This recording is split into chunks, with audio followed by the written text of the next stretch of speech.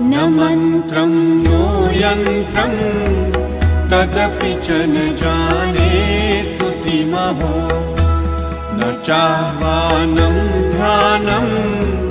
तदपि च न जाने स्तुतिकथाः न जाने मुद्रास्ते तदपि च न जाने विलपनम् परं जाने मातः त्वदनुसरणं क्लेशहरणम् विधेरज्ञानेन द्रविणविरहेणालसतया विधेया शक्यत्वात् तव चरणयोर्याच्युतिरभूत् तदेतत्क्षन्तव्यम् जननि सकलोद्धारिणि शिवे पुत्रो जायेत क्वचिदपि कुमाता न भवति पृथिव्यां पुत्रास्ते जननि बहवः सन्ति सरलाः परं तेषां मध्ये विरलतरलोऽहं तव सुतः मदीयोऽयं त्यागः समुचितमिदं नो तव शिवे पुत्रो जायेत क्वचिदपि कुमाता न भवति जगन्मातर्मातः तव चरणसेवा न रचिता न वा दत्तं देवी द्रविणमपि भूयास्तव मया तथापि त्वं स्नेहं मयि निरुपमं यत्र कुरुषे पुत्रो जायेत क्वचिदपि कुमाता न भवति परित्यक्ता देवा विविधसेवा कुलतया मया पञ्चाशीते रधिकमपनीते तु वयसि इदानीं चिन्मातः तव यदि कृपा नापि भविता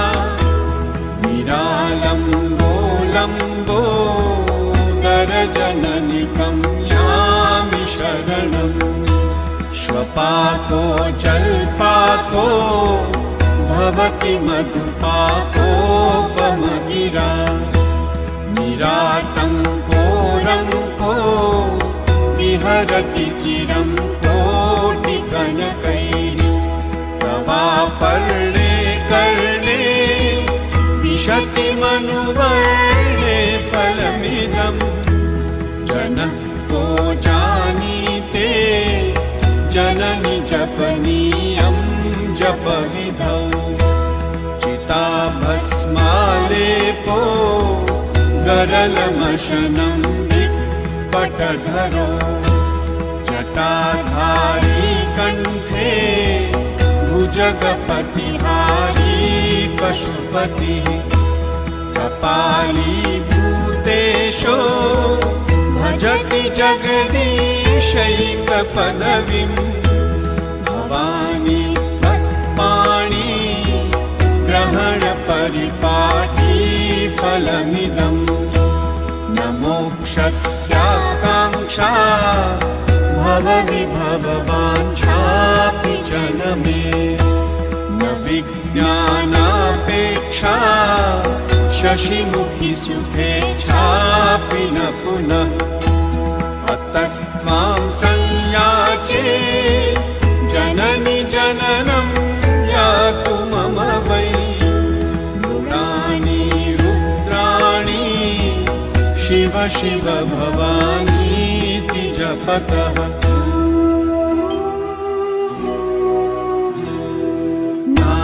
नाराधितासि विधिना विविधोपचारै किं वृक्षचिन्तनपरैर्न कृतं वचोभिः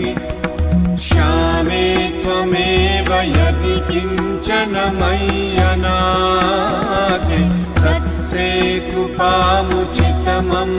परं तवैव